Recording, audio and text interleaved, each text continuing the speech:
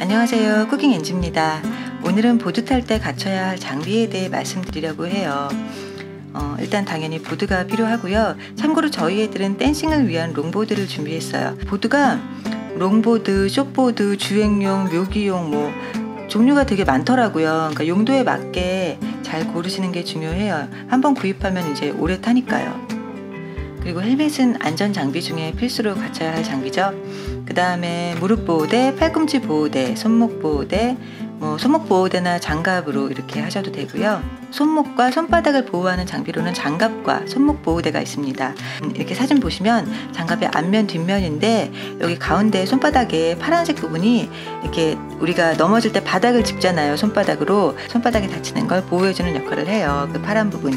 이게 단점이라면 여름엔 좀 많이 덥더라고요. 아이들이 더워해요. 그래서 여름에는 손목 보호대로 하는 걸 추천해요. 손목 보호대는 일단 뻥 뚫려 있으니까 시원하고, 그리고 손목 꺾이는 것도 보호해주고 손바닥도 보호해주고 여러 가지 장점이 있더라고요.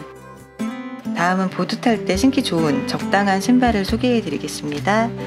이 신발 두 개 보이시죠? 차이점이 느껴지시나요? 굽 높이가 다르죠. 하나는 굽이 높고 하나는 굽이 낮아요. 그죠? 이 낮은 굽의 신발이 보드를 탈 때 안정감 있게 탈 수 있습니다.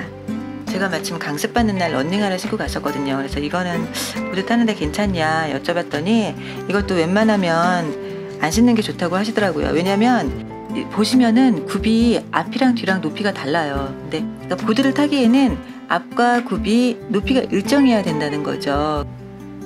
그러니까 런닝화는 적당하지 않다고 하시더라고요. 저는 그냥 런닝화가 굉장히 가볍잖아요. 그래서 가벼운 운동화 신으면 될 줄 알았더니 또 그런 게 아니더라고요. 그러니까 아셨죠? 보드 탈 때는 이렇게 편편한 일자로 된 굽 낮은 단화가 가장 적당하답니다. 저도 이번에 알았어요.